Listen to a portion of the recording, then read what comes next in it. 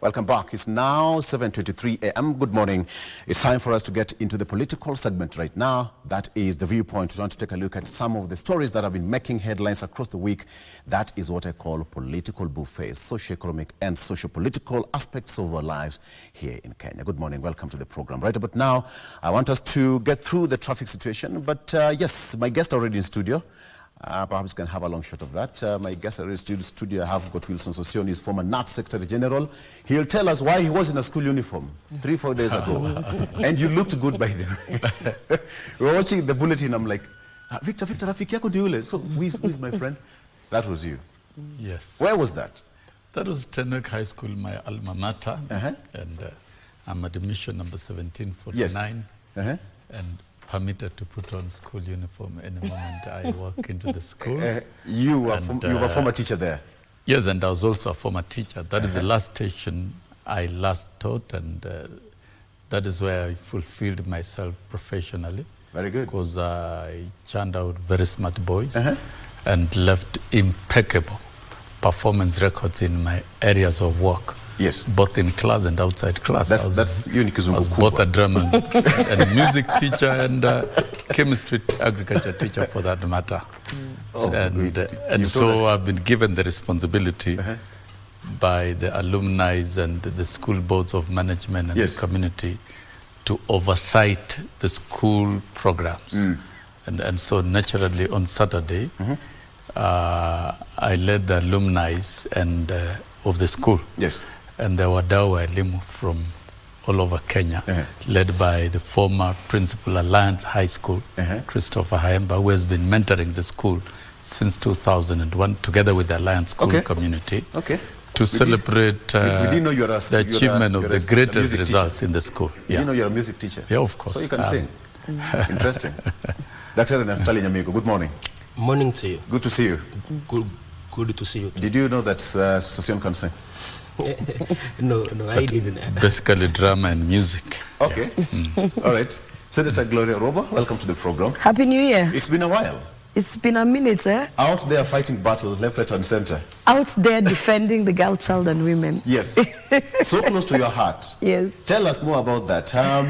The hygiene aspect, how far is it? You had a bill sometimes last year. The bill is still there. It's still there, but we are on recess, although it's gone out for public participation. So when we get back in February, I should hope that the first few weeks it should be on first reading at the floor of the House. What is the projection?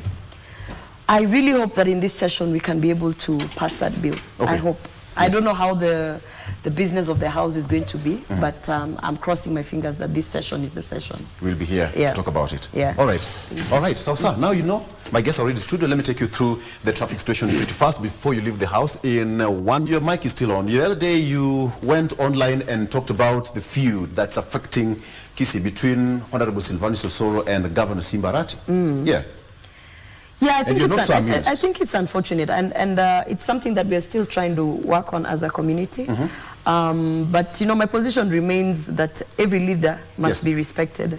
The chief whip must be respected. Equally, the governor must be respected. And we have to work together because I mean, I'm from UDA and I'm not an ODM member, and I'm not from Azimio. But even as I am from UDA, Kisii County is my county. So the development that has to come there must come through the governor's office, you know.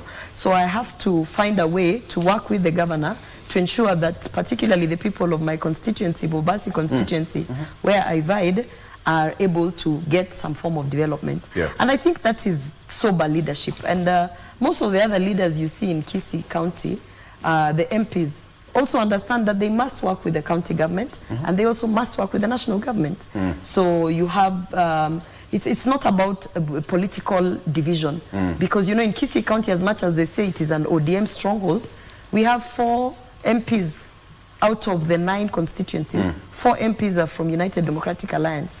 That should tell you it's nothing to do with ODM stronghold. It's almost half. And in fact, then we have 2 others. We have one from Waipa in my constituency, and we have another one from a party. Bonchari MP is not from UDA or ODM. So you cannot even say it's an ODM stronghold. Kisii County people actually vote leaders based on what the leaders have presented themselves to offer. And therefore, it is not a party politics issue.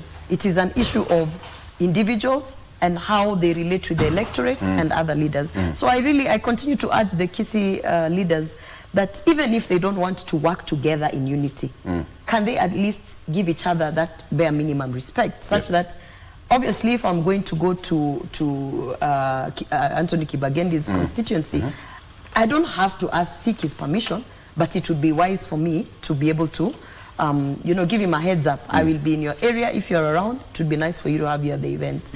And vice versa, because the governor is the governor, whether we like it or not. He might not be from United Democratic Alliance or which other party, but he is the governor of all of Kisii County. So my position remains clear. We are there to work for the people, and the people don't really care which part of the political divide you come from. If it's an issue of bursary, whether it is ODM issuing bursary or UDA issuing bursary, the point is it is the bursary that is needed. It is the development. So we should have that understanding. And of course, the governor said that there is a meeting that's been called by like-minded people to just find some truce between the two gentlemen.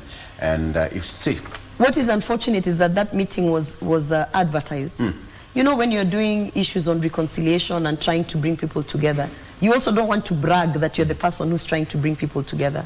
And I feel that the moment that letter was leaked to the media and to the public about a meeting being called by our respectable Minister Machogu, I think that was something very wrong. It should never have been done that way, because when you're reconciling, everybody wants to come to the table feeling respected and not feeling like they have been summoned, you know, to some extent.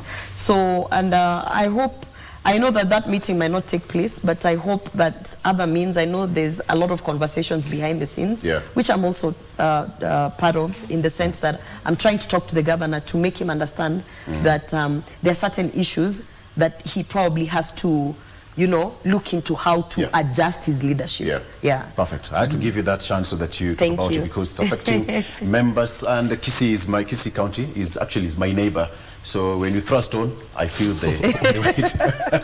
Okay, so let's cross over to our local dailies today. On the front page of the People Daily, Muturi in line of fire as Ruto fights judges. Muturi in line of fire as Ruto fights judges. Attorney General sits in the Judicial Service Commission, the judiciary top organ that has been at loggerheads with his boss, with questions being raised whether he supports the scathing statements by the executive. That is on the story of the front page of the People Daily here. Again, Kenya on edge of isolation in spite of tiffs with neighbors. Again, we'll take a look at that story with other newspapers. We have got all the presidents here in East Africa: President William Ruto, President Kagame, Mama Suluhu. We have got President Tshisekedi of DRC and President Sheikh of Somalia, and finally they call him Mzee Waboma, that is President Museveni of Uganda. So this is it. I'll take a look at that. But let me start with you, Naftali. Muturi in line of fire as Ruto fights judges. What do you make of this headline? Pretty fast, perhaps in 1 minute. Our AG, from where I sit, I can say that he has failed. Number one, he appears in the Judicial Service Commission.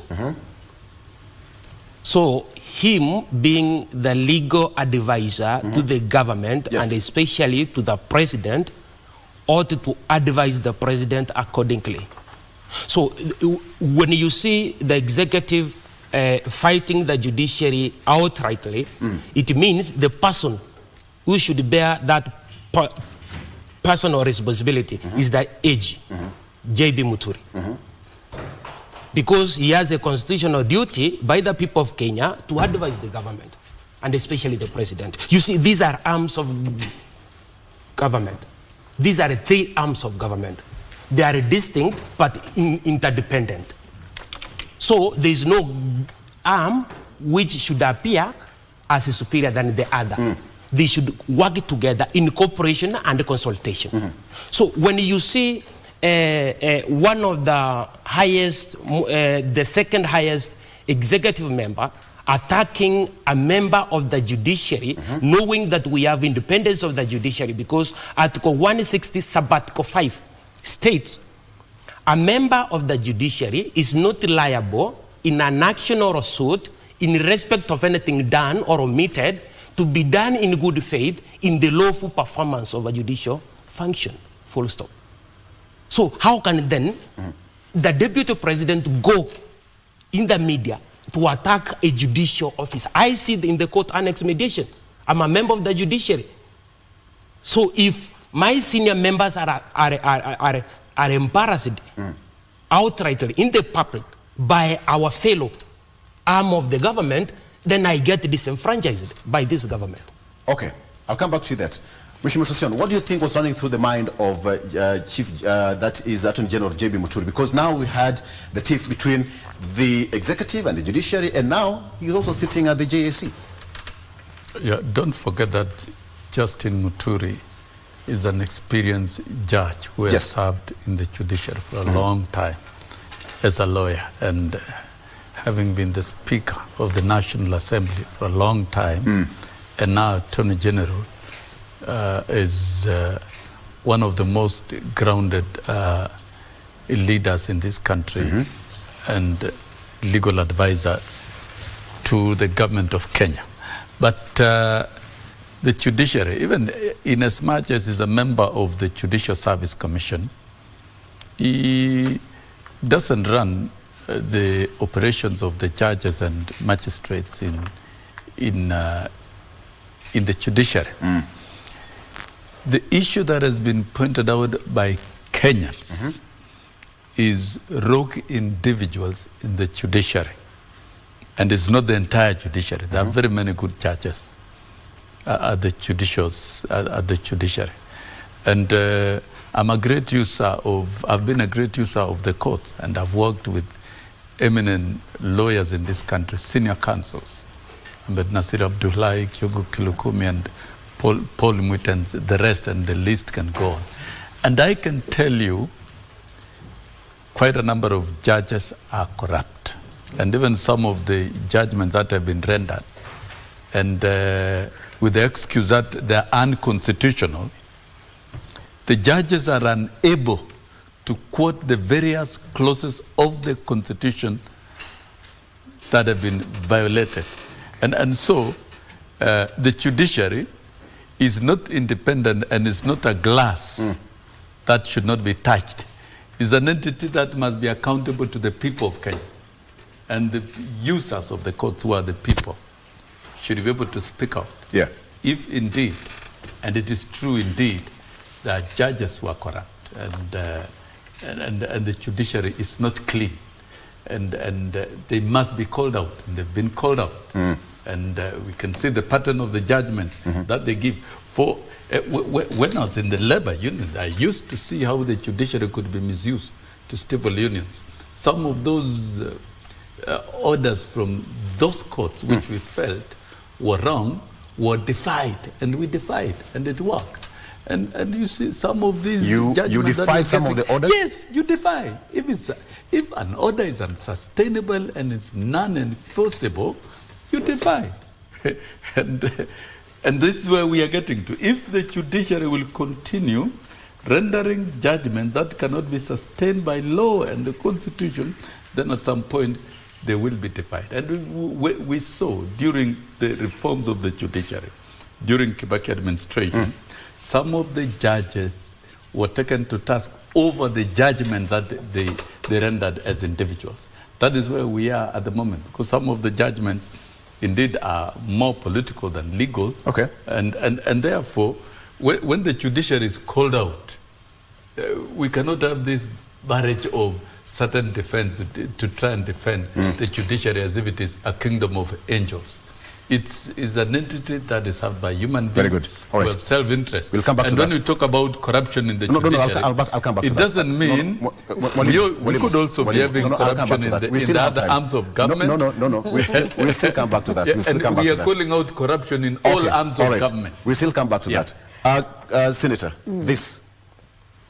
A quick one. Allow me first of all to say it is very unfair for someone to pick one issue that is currently gaining momentum in the media and then say that the Attorney General is failing in his duties. I mean, for me, it is like you want to disregard all the other work that has been done in that office since he took over. You know, previously we had a lot of infighting, a lot of legal battles between government agencies. You will have one government agency taking another government agency to court. You will have, you know, one ministry taking another ministry to court. And one of the things that the AG has been able to do in collaboration with this administration, with this government, is to at least put an end to that kind of wastage of resources. Because it is a lot of legal resources that are being spent of government fighting government. And that's something we have to give at least the Attorney General, because if you look into some of the cases that were pending and all of these things that were hindering the development, certain developmental projects, it was the infights within government agencies, and he has been able to at least have a conversation with those departments, advise them, and most of those cases have been able to be dropped, and you know, and then solutions have been met in terms of what was in contention. And when you look at the main duty of the AG, he's a legal advisor to all of these departments. The most that the AG can do is give advice. He cannot, he's not an executor of he will advise you that, you know, in this particular matter, perhaps you've come up with a new policy that is, you know, contrary to the constitution or the existing laws. He will advise you on how to maneuver, whether you need to present a bill of amendment of certain things, or whether you need to, you know, abandon the whole thing in totality. But I want to disagree with Sossion that while we are saying that yes, it appears there is a trend, there is a pattern of some of the court orders or decisions that are coming from judiciary, the pattern seems to be targeting the Kenya Kwanza manifesto, and it appears as if it's being shot down in terms of a tool, using judiciary as a tool to stop development that this government wants to put out. But I disagree with Sossion that we need to get to a place where we defy court orders. I can tell you that many a times before we took over as the Kenya Kwanza government, I came to these morning shows and we were discussing and really condemning the issue of our former President Uhuru Kenyatta just defying court orders. Court order after court order was just being disregarded, and you know, and it is not the way to go. Because at the end of the day, any leader who actually is sworn into office, holds that Bible and says that they are going to defend that constitution, cannot then be the same leader saying that this court order that has been churned out is not actionable, so then I will defy it. Because it's a little bit of, you know, especially being a legislator, I'm busy in Senate, legislating, creating laws, and then going out to tell people that it's okay for you to go against these laws. I don't think that is the advice we should be giving the president. The advice we should be giving the president, and I like what I see now, is having a conversation, which is what is being called for. Having a conversation does not mean that you are going to now infiltrate a system. It means that there are three arms of government, and they must have a conversation. Legislative agenda cannot be going completely against the constitution, which is being held by judiciary, or which is being enforced by judiciary. So having a conversation between those two arms does not mean that any arm is being compromised. And having a conversation as well between judiciary and any of these other two arms just simply means the same way we have a committee in Parliament and in Senate, and Sossion knows this, called the Committee of Delegated Legislation. That committee is a legislative committee under Parliament, but works hand in hand with government, because what it does, it ensures that all the acts and the laws and the regulations that are being put out are within the constitution, and they are serving the people. That is also a conversation. So for me, I'm glad that the direction this conversation is taking is people need to sit down, all three arms, and they need to figure out a way to work for Kenyans without having the toxicity of leaders standing up and saying, you know, mentioning names in a podium. I don't think that is the direction. The question is, what kind of dialogue? Because all these three arms of government are independent. If a judiciary is doing its work, executive doing its work, as well as the legislative bit of government, then what kind of dialogue? That's a discussion we're going to have. But I've given the example, as a legislator, we have a committee called Delegated Legislation. the work that that committee does in Parliament is actually equivalent to consistent dialogue with government. Okay. So, and no one is coming out to say that is illegal. We are coming deeper into that. Conversation. We are coming deeper into that. Daniel Orogo, good morning. Good morning. Muturi, in line of fire, I'm going to give you 1 minute before you go to the another one. Kafadali. Just we are coming to more of it. Apologies for lateness. One is I am for sure happy that we've reached at a point where there is a call for a national dialogue on matters most, to the state of the nation right now. Last week we were on the set and you brought in these questions. You asked us, where are we headed to with the tussle between the legislature, the executive and the judiciary. And I remember my brother and I, and we asked, but can these three arms of government have a national dialogue? I think these are proposals we made. So somebody listened to you on this set when these questions was brought. Which really, I am happy that finally there is a national discourse on what should be happening. But I think, let me also, in the same light, try to disagree with some voices on some quarters really trying to vilify this kind of conversation, that there would be no need for a national dialogue. I think that the head of executive and the head of judiciary must have a conversation that is in line with each assisting other arms on their interdependency, so that there would be no clash in terms of meeting the manifesto of Kenya Kwanza, because it needs to be delivered. However, the gist of that conversation is what really we need to know, because then there would be a conversation that would seemingly compromise the functioning of one arm of the government. So I think while I understand there is a need to agree on the way forward with the tussle that is now between the two arms, there needs to be a very explicit boundaries on what really needs to be talked about, so that there would be harmony in the delivery of service. Secondly, there was one Attorney General, Professor Githu Muigai, who at one point decided to, throw his arms and say, he has been able to advise the Kenyatta regime, but they're not really taking heed of his, advices. And in that extent, the only good thing to do was to resign and maintain his clout in the society of law. So I think those who are vilifying Justin Muturi, it's not come to a point where we can confidently say that he cannot really advise the government and that he's done enough. I think the senator has really documented some of his success on what he's been able to do, which I think should be told to Kenyans, not just really think that he's doing. Very good. On the front page of the Standard, getting to that, Ruto's many battles, that is what you have here on the front page of the Standard newspaper, Ruto's many battles. President William Ruto has been on warpath, taking on neighbors, institutions, and anyone whom he does not agree with. He has always made his feelings known, much to the chagrin of his victims or opponents. Experts contend that as a symbol of national unity and African statesman, he should pursue dialogue. The key word here is dialogue again. So we have got on the front page of the People Daily, we had that already, taken there. I don't know whether the editors of these papers were sitting in the same committee yesterday.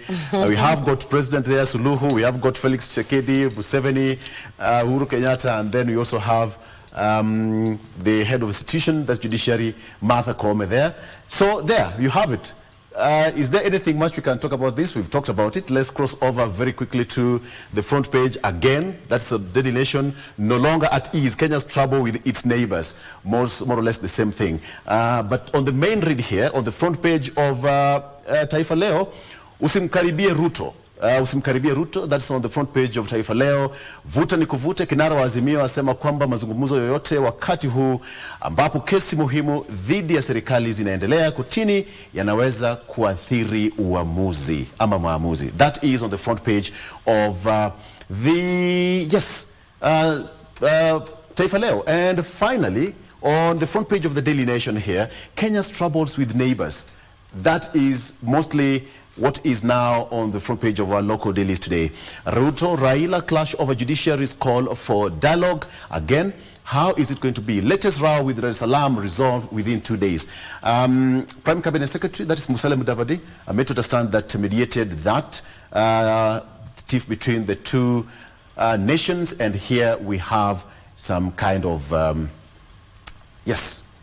All right, so crossover. Director, let's play this clip where the president is now calling for a truce between the judiciary and the executive.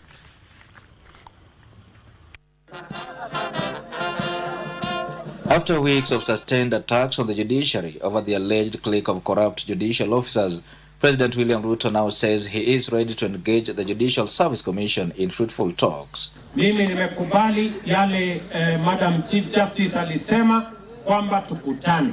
Mimi nimekubali kama rais ya kwamba niko tayari kukutana na viongozi wa mahakama, kukutana na viongozi wa legislature na sisi kama executive, ili tuondoe mambo ya ufisadi na mambo yale mengine ambayo yanakwamisha maendeleo ya taifa letu la Kenya. The president noted that the call for talks by Chief Justice Martha Koome could not be more timely. Hatutaki ugomvi, hatutaki mfutano, hatutaki mambo ya kulumbana. Tunataka tufanye kazi pamoja. The president said that the three arms of government needed to work collaboratively for efficient service delivery to Kenyans. Maendeleo ya Kenya imekwama siku mingi na imekwamishwa na uzembe katika uongozi. Imekwamishwa na mambo ya vested interest. Watu ambao wameteka nyara nchi yetu na ni watu wachache. Na imekwamishwa na watu wafisadi ambao wanatumia mali ya afya kwa njia ya ubinafsi. The president said that the government's bottom-up economic transformation agenda needed to be given a chance to create job opportunities for the youth, as well as deliver affordable and efficient healthcare services. If there is one crisis we must sort out as a country, we must sort out the crisis of unemployment. And we are not going to allow anybody, whoever you are, whatever you are doing, in whatever arm of government you are, to sabotage the employment of the young people of our nation for selfish interests. Na sisi tushikilie rais pale na yeye apange kazi, na hii uchumi umeanza kurudi laini, msikuwe na wasiwasi. The head of state was speaking in Nandi County, where he launched various development projects, among them the first phase of the projected 10,000 affordable housing units at Kapsabet town. For Channel 1, I am Wycliffe Okech. Very good. So the president said that he is ready to have that dialogue with the judiciary. Sossion, what do you make of that? Yes, intergovernmental conversation is healthy between the three arms. That is key. But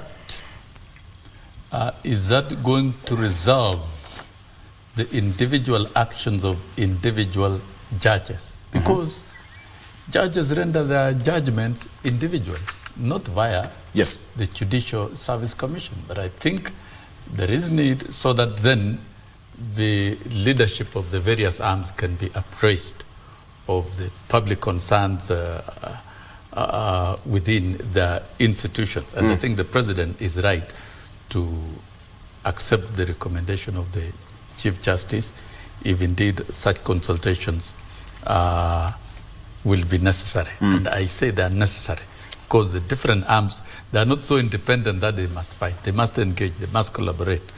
I want to say the judiciary does not exist to obstruct the executive and inhibit it from what it wants to do. The judiciary exists to interpret laws and to guide the executive to do what it wants to do legally. Kenya Kwanza has gone to election with a manifesto which has 5 pillars. It has been voted for. It has been transcribed into government policy through the different pieces of legislation.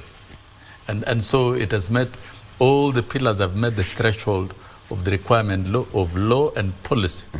It then is not right for a judge within the Judicial Service Commission to terminate its operation. Take, for example, universal health care. There are 4 pieces of legislation. NHIF has been phased out, and there are 4 different pieces of legislation. and to facilitate universal health coverage. Do you want to tell me, even with the whole of that work of translating the fifth pillar of Kenya Kwanza, that is universal health coverage, and has been operationalized through the pieces of legislation, is it right for a serious judge really to suspend its operation when the NHIF has been terminated? What do you do with the Kenyans who are suffering with terminal illnesses? There's a bill that covers that. What do you do with Kenyans who are admitted in various hospitals because SHIF is not operating? There are even Kenyan students who were evacuated to foreign hospitals. And since the AFIA is not working and it has been transferred to the SHIF, then they cannot be sorted out there. There are issues of national interest that a judge must apply his or her mind to ensure that you are very cautious in the type of judgment that you render. I'm a great user of the courts, and that is why I say some of these judgments should be defied in good faith, and we go back to the courts to seek for variation of the same. Because you cannot tell me you stop delivering health care simply because a judgment has been given stopping it, and when that will be remedied by the same court, the timeline is indefinite and people are sick. Are we going to stop delivering health care simply because of a judgment? There are issues of national interest that must ring within the conscience of any judge so that they before they are rendered. So I would say it's wrong for the judiciary to try and obstruct the executive from what it intends to do. Even in future elections, when a new president is elected, with that manifesto must be allowed. It must be facilitated to operate, to be implemented within the constitution and the law by the judiciary. But the judiciary cannot obstruct it. We have seen the judgments that are being rendered and are in utter very bad faith. Yes. And ignoring, let me use a lighter statement, ignoring such judgments and proceeding with the program. So you've left define. Is in the best interest. Define and ignore almost the same thing. My good senator might have problems with define, but let me say ignoring. Still one and the same thing. You go on with the program and you still go back to the same judge and tell the judge, this judgment you are rendering. I've seen bribery. I've seen bribery. Let's take a break. Bribery and judges being bribed to the tune of millions to render a judgment. Let's take a break. We've seen it. I need to give you tea. Let's take a break. When you come back, we're still going to circle back and talk about the issue of the judiciary and the executive. Please stay with us. Oh, okay. We're having a discussion. All right, welcome back. Okay. Nyamongo, Daktari? Yeah. Forgive me if I forgot about that. I'll get used to it. Thank you. Pole. All right, take it away. Yeah, Mr. Oro, what amazes me, actually, is that you hear how the president speaks, how the deputy president speaks. These are the greatest leaders of our country. You have heard my colleagues here, some of them are great leaders of all of them. All of them, yes. Honestly. All of us. Now, when the government is operating, you remember the president has been in government for consistently for almost more than 11 years. From Jubilee to now, Kenya Kwanza. When you saw the judiciary affirm the election of Uhuru Kenyatta, where the deputy president was, he never called the judiciary names by Willy Mutunga. Willy Mutunga affirmed their election. In 2017, when Maraga, CJ, demoted them from power, having found out that there were irregularities and illegalities by the Independent Electoral and Boundaries Commission, the former president and the deputy president threw also stones to what? the judiciary. Later on in 2022, when the same judiciary affirmed the election of Dr. William Samoei Ruto, he hailed them. He never said anything against them. So I wonder how come at this particular time the judiciary now has become immoral. From where I sit, I'm saying this. If we needed to have a discussion, a discourse, rightly, for the people of Kenya, then we have to go back and start examining how did man began living? How did man decide to live with the state? And this is contemplated under the social contract theory. Thomas Hobbes, John Locke, and Jean Jacques are the main proponents of the social contract theory. Initially, man lived in a state of nature. There was no regime, there was no constitution. So man decided to have an accord called Pactus Unionis. In this accord, man decided that they will defend their own freedoms and liberties. But later on, they decided to amend this accord, and it came now to be known as Pactum Subjunoxins. It means then man decided that they will identify one system, one authority, and delegate power to them to control what? Their freedom and liberties. This is how we got the government, the authorities, and the governing authority. But this system should operate under a body of fundamental principles or established precedents, according to which now a nation is acknowledged to be governed. When you see, if we want to have a dialogue, if the dialogue between arms of government has failed, then we need to go back to that consent between the people and the state, which is now under the social contract theory. It is anchored in our constitution in Article 1, sovereignty of the people. And let it be clear, I'm speaking now to the people of Kenya, because I'm a member of the judiciary, and I see the way the president is speaking. He is not committed to dialogue. He wants to control the judiciary. In some way, I said here that indeed the judiciary is not clean. But the way the president is trying to handle it, it is improper. It is morally bad in practice and in principle. So let it be obviously true and not open to question for ourselves, as well as impossible to doubt or dispute for our future generations. That as soon as the consent between the people and the state has been contravened or is threatened with contravention, the sovereign power of the people prevails, gains ascendance, and takes the crown. In his own words, and you will allow me to quote Abraham Lincoln, this country with its institution belongs to the people who inhabit it. Whenever they grow weary of this existing government, they can exercise their constitutional right of amending it or their revolutionary right to dismember it or to overthrow it. Full stop and unquote. The question is the judiciary guilty? Because the statements came from the head of the judiciary, that is Martha Koome, the CJ, and a day later, that is yesterday, the president said that he's ready to have dialogue. So does it mean that the judiciary is guilty, quote unquote, as charged? Now, are you guilty? Why guilty?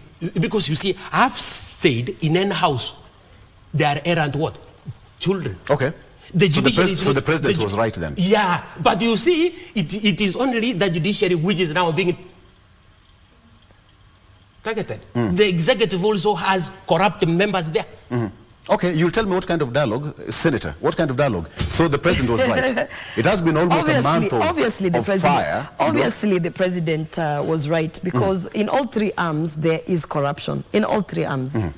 And that is something that the Kenya Kwanza government has been trying to deal with, even through the manifesto. I can even just pick one incident where you can now, because he said, why is judiciary being targeted? Judiciary is not being targeted by the president. We had an instance at the Ministry of Health the other day where there was almost a scandal, where there was a red flag on something that was happening, and we saw that there were so many people who were fired. And at that time, I didn't hear anyone saying that the cabinet is being targeted. I didn't hear the opposition saying that, you know, you're only going to the cabinet. Why don't you come here to the judiciary? So, you know, these are some of the things I listen and I say, don't mislead Kenyans. There is corruption in all three arms of government. I have personally been outrightly speaking about some of the corruption that is in parliament. So at the end of the day, it is an issue of dealing with corruption as an issue and not trying to say that when it comes to judiciary, we can't touch you because you're independent.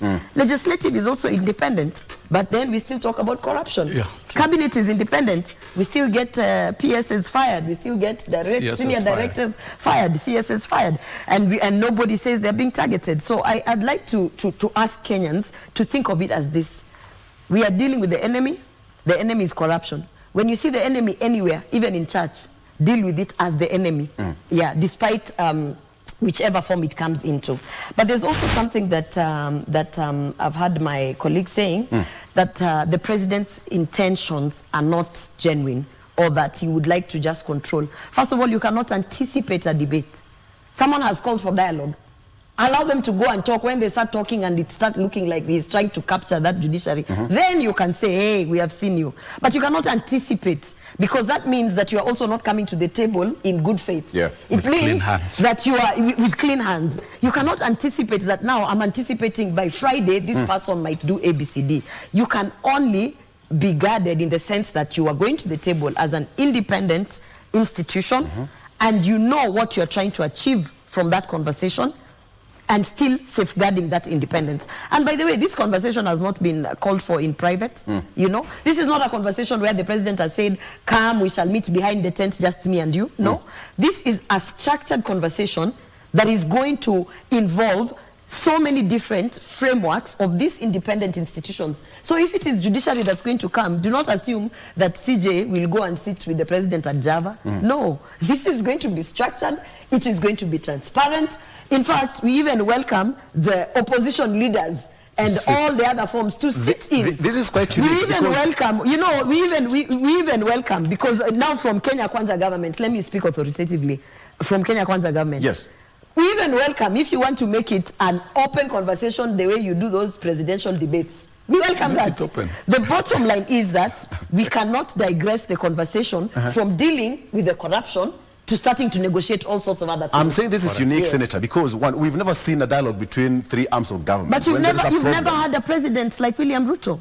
So people keep forgetting that we have a visionary leader. People keep forgetting that you're not dealing with a president who's defying court orders. By the way, let me take this opportunity to congratulate the president, because of all the presidents we have had, all of them, 5 of them, he's the only president who has never defied court orders. We all know. So let us not forget that. When you say we have never seen ABCD, I want to tell you, because you have never had a president like William Ruto. Very good. Yes. Okay, because we've never had as a nation again. So he's the first one. So let me ask you. No, you're not asking. No. You're not asking. You're not putting us. No, you're not going to teach me my work. No, you are not going. No. You are not teaching me my work as well. But really, we have never had a president like William Ruto, so that's a fact. No. That I'll not take that, Daniel. I'll not take that. No. I steer this debate. I steer this debate. No. Okay. The question is, if the president is calling for dialogue between the executive and the judiciary, the question is, so where's the dependence of the judiciary? Because you look at a situation where the president is calling for a truce, and it seems that the judiciary has been subdued in some corner. The judges have a way of communicating through orders, through arbitration. For example, you sit in the mediation annex. They talk through directions, etc., etc. Politicians will always have that platform. Judges have a way of giving their directions. So, Daniel, before you come now, something must correct here. I'm asking you that question, and then now you can ask your question and answer it. No, in the interest of the show. In the interest of the show. I wasn't purporting to ask a question. What I was saying is that, you see, we are getting to a discussion where we are not able to quantify. When people say that this is one of the best presidents we always have concerning an issue, I think it stands a test of time. We're just less than 2 years, into power, so we are not able to determine after. Then we are able to do that when your legacy is actually farmed, and we're able to confirm that you stood out as one who stood out for the rule of law, for the matters of fairness. The question that is brought on table, and you are asking so firmly, is that is there a problem in the judiciary? There is a problem in the judiciary. One, Honorable Sossion has confirmed in the Senate that he's been a victim of some of the rulings that probably, if you see, really defy the procedures that are outlined on the processes of probably getting a ruling or getting an order. And in that extent, he has urged, though I agree that, as I said, instead of us defying, but then we would just ignore. I think that step down is quite important for him to the show today. The question that we are asking here is that even as, and yes, we had said that it's important to have a national conversation, a dialogue between the head of executive and the head of judiciary. There has been a number of dialogues that have been here to resolve a stalemate that threatens probably the core of the national unity, probably threatens the functioning of a statehood. There have been a lot, including the one that is, whether we don't know whether it's proceeding, the National Dialogue Committee, on matters that are thorny like this. And I was on a different platform. I said this, that if we are finding it now that there seems to be a corruption within the judiciary, the judicial officers had the opportunity probably to present their view through the NADCO on the proposals. That could have been, could have been one of them, one of the issues that could have been brought to be discussed on the national level. But right now, that is a thorny issue. The issue is that we have JSC that really is in charge of, as a body that really vets, but equally look into the functioning on what the welfare of the judges concerning any other matter. But however, the head of state being the national, the symbol of a national unity, he has his own right, to steer the process. He has his own right to sit at the conversation, to resolve, because it is a matter of a national concern. Now my worry is that there seems to be different people reading from a different script. Yes. While I was watching the script here, in the background I am seeing the deputy president, who has mentioned that he is leading a delegation to JSC in order to file a petition on one particular judge who is handling this issue. So here is a president who is willing to have a national conversation on the state of, of the state of a nation that is quite thorny. But on the other hand, we are having a deputy president that is leading towards a different direction. I think we need to get that resolved. That matter probably could be his own, or could be a matter that is affecting the nation. May I also warn, may I also advise, because we are reading comparatively with what is going on in different jurisdictions, in different democracies. On a time, we had one Attorney General of the United States called Jeff Sessions. And Jeff Sessions was the advisor to Donald Trump by that time. So there were issues that were surrounding the president, including a matter that was so core that there seems to be that the Russians had might have meddled in the elections of that country. But I think President Trump, being President Trump, was not heeding to the advice of Jeff Sessions. And when he was summoned, to speak on matters that the court was actually summoning, and he was sending lawyers who were advising him wrongly and telling him, you don't need anything to do with the U.S. Supreme Court and federal, judges and judiciary. As we speak, we all know that President Trump, as late as yesterday, he's been summoned to court. He's a former president, but summoned to court. He is campaigning, but answering to legal challenges. So I am not saying this is the fate of our current regime. What I am saying is that probably the president, being strategic and being a leader, as the senator is mentioning, could have realized that actually it is shooting yourself in the foot by always vilifying the judiciary at the national platform by riding on a populism issue. So I think this is the most important thing. But I agree that there is corruption in the judiciary, just like it is on the other arms of government. So when we are tackling it, we should give it to Judicial Service Commission. Matters that if there is a corruption in judiciary, the head of state, being the head of the executive, could crack whip on matters that are affecting corruption within the executive. All right, so the question is now, well put, thank you. Yes, Mwalimu, before you also answer that one, you can combine the two. That that this means that the president is reading something. You know, so many hearings and determinations and some of these cases are coming up either this month or next month. So was it a calculated move? The president is the head of government and head of state. Yes. And as privilege with all intelligence information, including happenings in all arms of government. That's a fact for sure. But I want to make a correction. The call for dialogue was not initiated by the president. I think that should be known. The call for dialogue was made and proposed by the Chief Justice. Yes. The president, yes, as the head of state and the head of the executive arm of government, acceded to the recommendation for dialogue. And I want to say this is a dialogue country. And looking at the history of our country, the most contested issues have been resolved through dialogue. And the products of the different dialogues have been very, very clear framework. Instead of getting into a zone where the executive might be forced to ignore court judgments and proceed with certain programs, it is better to engage in dialogue, which the president has welcomed. And it is also wrong for the naysayers to begin imagining and trying to whip the country that the president wants to control the judiciary. How can the president, who has not even recommended and called for this dialogue, control the judiciary? And the president has demonstrated that he wants an independent judiciary. He has said it. And it's clear. Number one, the judges who were not appointed, he gazetted them within very few hours of being sworn in, and more funding to the judiciary, and the judiciary is independent. The president, as the head of state, has only asked for one thing: can we weed out corruption in the judiciary? I think that is a statement.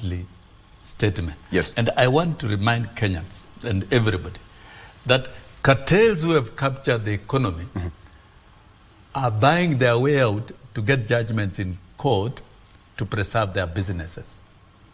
Cartels in the housing sector do not want the affordable housing because they will be out of business.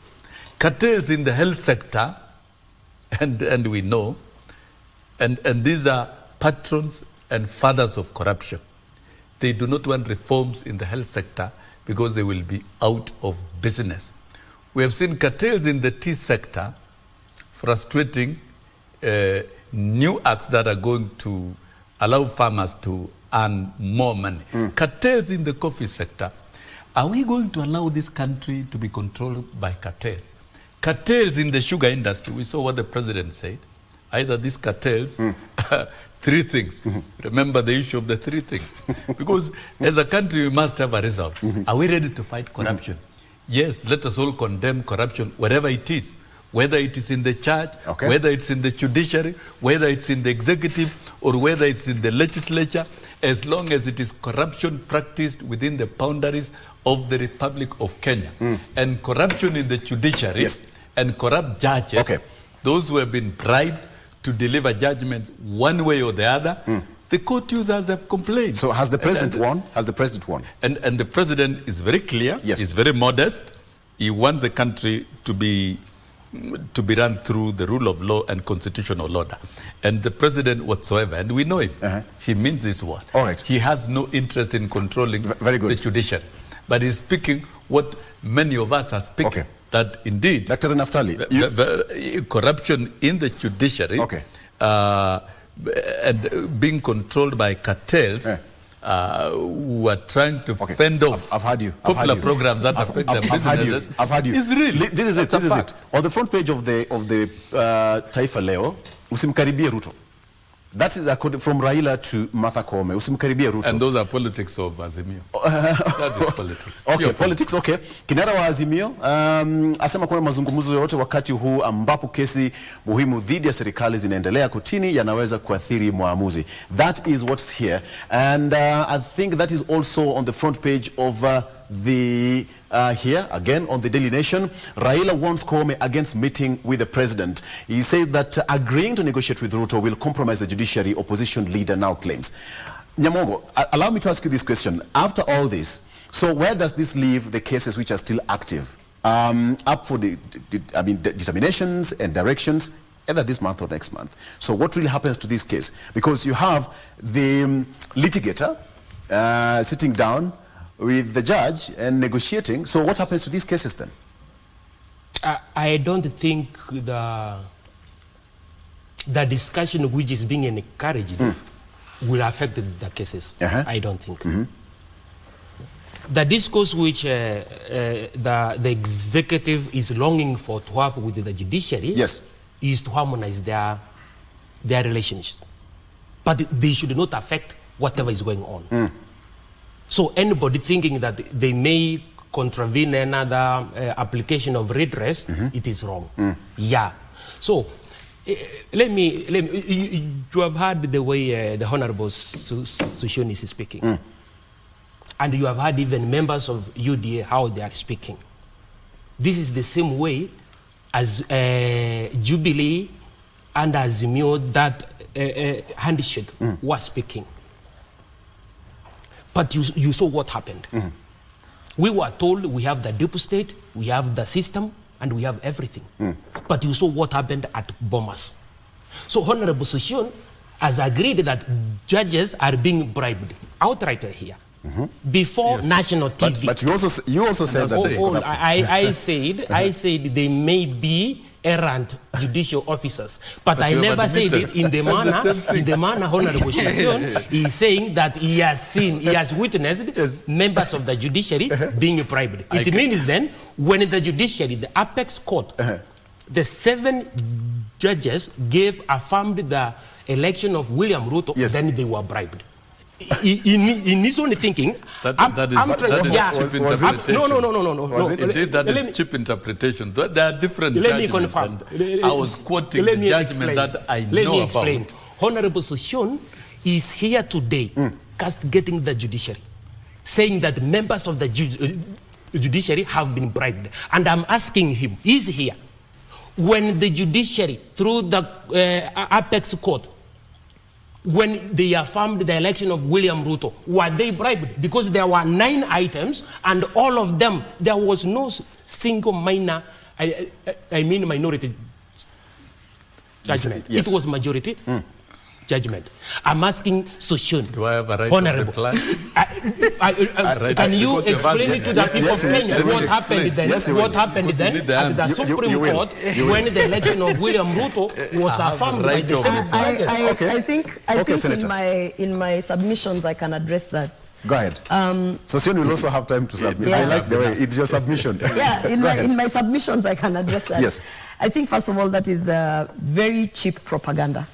Because in the same spirit that he is asking that question, I can also ask, in that same spirit, we have seen Raila Odinga come out and say that judiciary is not corrupt and is independent.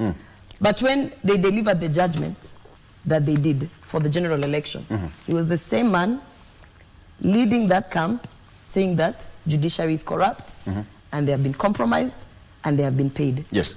So should we also say that he's conflicting his stand then?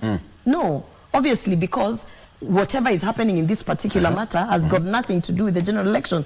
And by the way, one thing, Honorable Sossion, you should never allow these Azimio sympathizers to get you, is to have a conversation about the general election. Because we closed that chapter, we have moved on, people have been sworn in, we are in office a year plus, and we are not going to go back to discussing the legitimacy of an election that, was contested in courts and was equally, a judgment was given, people were sworn in, we have moved on. So never allow anyone to take you back there, because now instead of us talking about affordable housing, healthcare, and all the things that we are trying to implement in our manifesto, you are being taken aback by evil spirits to discuss a past case.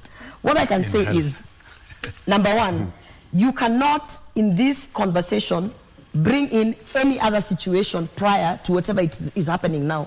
We are not going to bring in the general election. We are not even going to bring in any other case. Even 2007, 2008 case, we are not. We are talking about in this particular, right now, what is happening and the things that we are witnessing.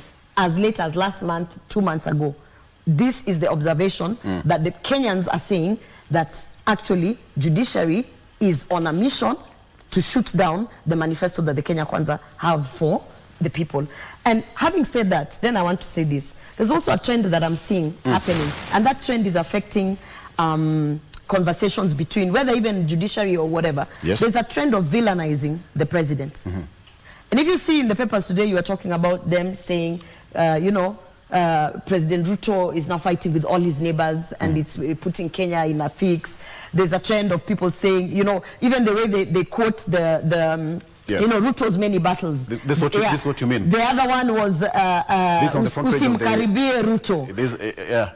Things like that. This is standard. If you look at the next Usimkaribie Ruto. That is Ruto alienating Kenyans. Ruto, yes. And what about Daily Nation? I'm sure there's one in there. These people have been sitting in our WhatsApp group and discussing how to villainize our president. Yes. And let me tell you the issue about villainizing a person, which the fourth estate did not learn from last election and the electorate, is that you are actually strengthening the faith that people have, because ultimately you can see that he is the underdog in all of this. So when you villainize someone by saying it is Ruto's fault that Kenya is isolated, let me remind Kenyans that Kagame, for a very long time, President Paul Kagame, has been fighting all his neighbors for one reason or another. Yeah.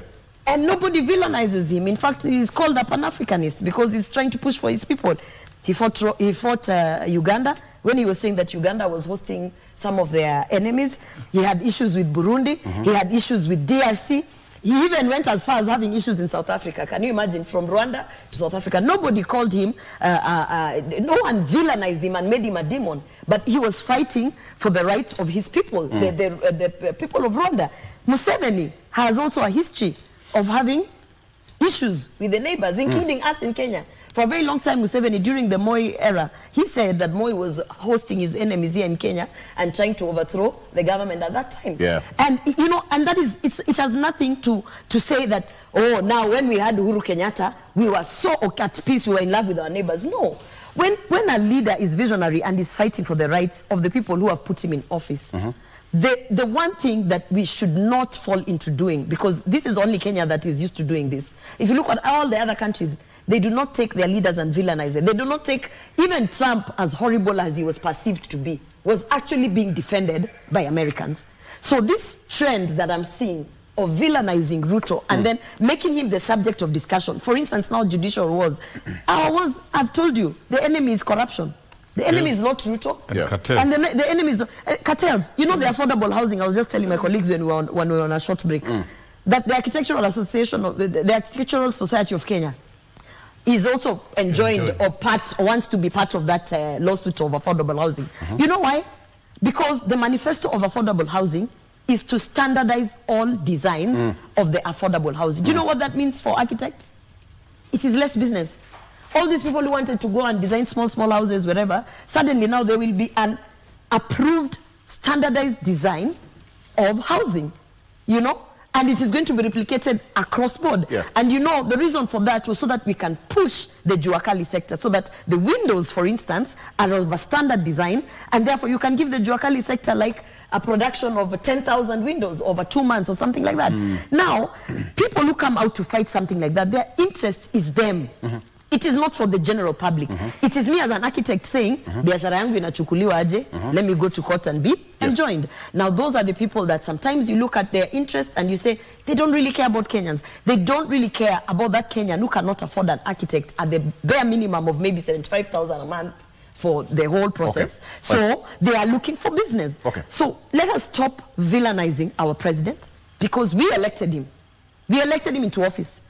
And this trend of trying to make him a demon is what is going to now bring the development down. Let us criticize the work that he's doing and stop demonizing him, 1. 2, let us look at the enemy. The real enemy here is corruption, and the other real enemy that we should all be fighting is poverty. All right. Yeah. So you all agree with me. At some point you all said there's corruption in the executive, judiciary, and legislature. So who is going to fight for, who's going to voice in the legislative arm of government?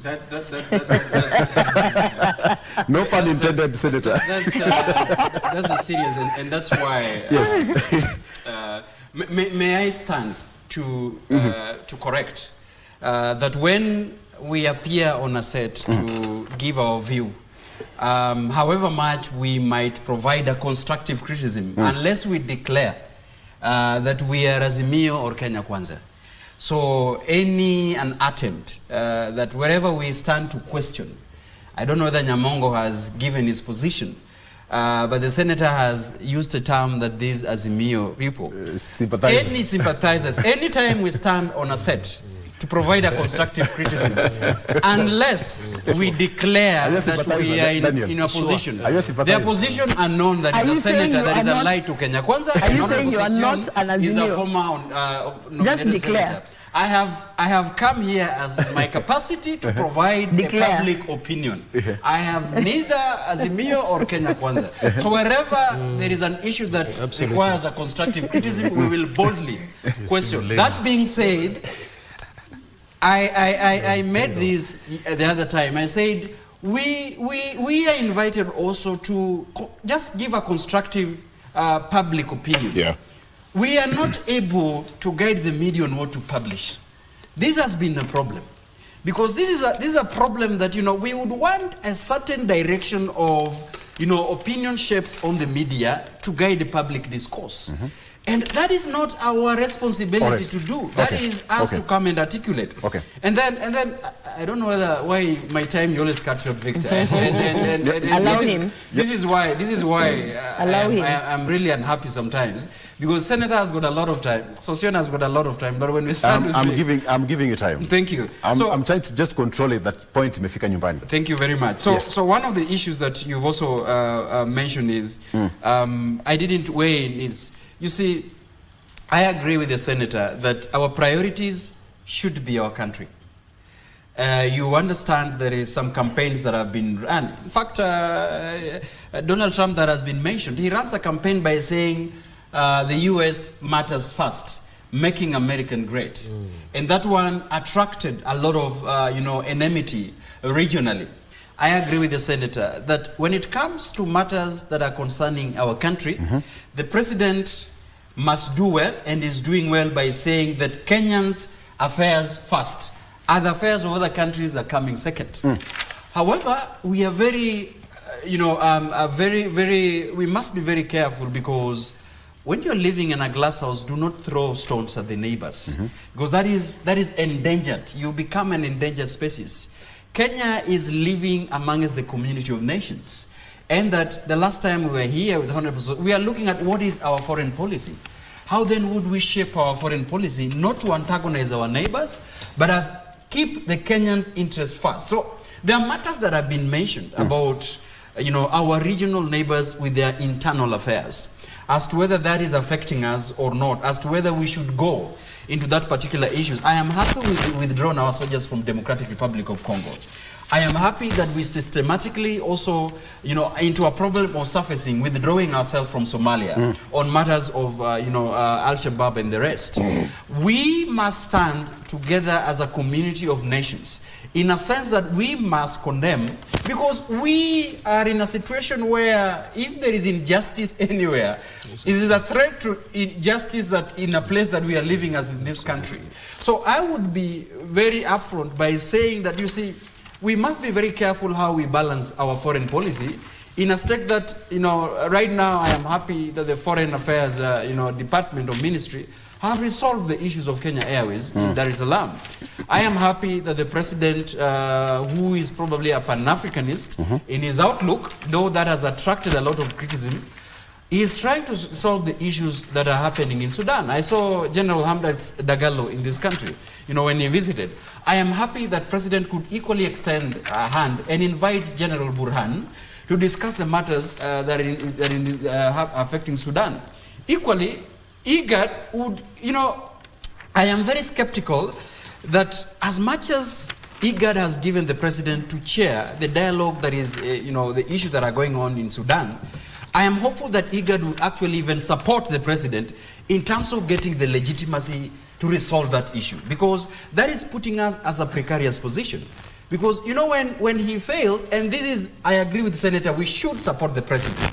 When he fails to expedite matters that are concerning the region, the Kenyans who are traveling and who are mingling themselves with other nationalities within the region normally are criticized. You know, that is now we own the baggage of what our leaders are doing. So I am happy that we should support the president, but equally provide a constructive criticism where we feel that is not representing us well or is not doing well. Very good. Let's take a break. And we come back, we're still going to circle back with this conversation and finalize on the bit of the battle between Kiharu Member of Parliament, Ndindi Nyoro, and DP Rigathi Gachagua. Let's talk about that when we come back.